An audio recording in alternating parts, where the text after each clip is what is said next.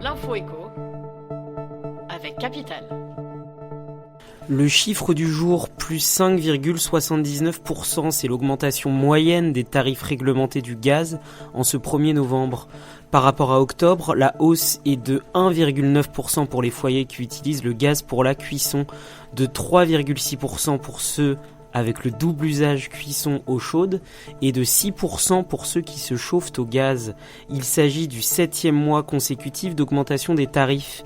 C'est la conséquence de la montée des prix des matières premières et des importations, mais aussi des taxes. Il existe aussi un chèque énergie, une aide sociale qui devrait profiter à 4 millions de foyers.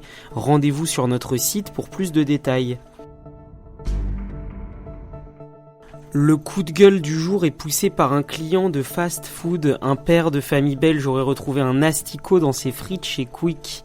L'enseigne dément catégoriquement et saisit la justice contre son client. Ce dernier a posté une vidéo sur Facebook de sa découverte peu ragoûtante. Le jugement du tribunal de Liège pourrait faire jurisprudence en matière de contenu publié sur les réseaux sociaux.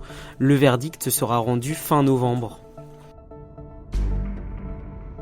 L'info pratique capitale. Avec les réformes des retraites successives, on travaille plus longtemps et les emplois se font donc plus rares, surtout pour les seniors.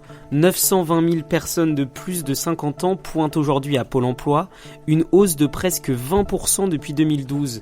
Alors justement, si vous perdez votre travail à partir de 53 ans, vous avez droit à des mois d'indemnisation supplémentaires, plus ou moins nombreux en fonction de votre âge. Ces périodes de chômage vous donnent aussi droit à des points de retraite complémentaires et à des trimestres d'assurance. Si vous désirez en savoir plus, capital.fr est l'adresse toute trouvée. Et on termine avec les PV. Depuis janvier 2017, les patrons doivent dénoncer leurs employés qui se sont fait flasher au volant d'un véhicule de société. S'ils ne le font pas, ils recevront à leur tour un PV pour non-désignation. Sauf que, selon un avocat spécialiste, il suffirait au salarié de contester la dénonciation de son patron pour éviter l'amende. En effet, cette dénonciation ne serait pas une preuve suffisante pour un retrait de points.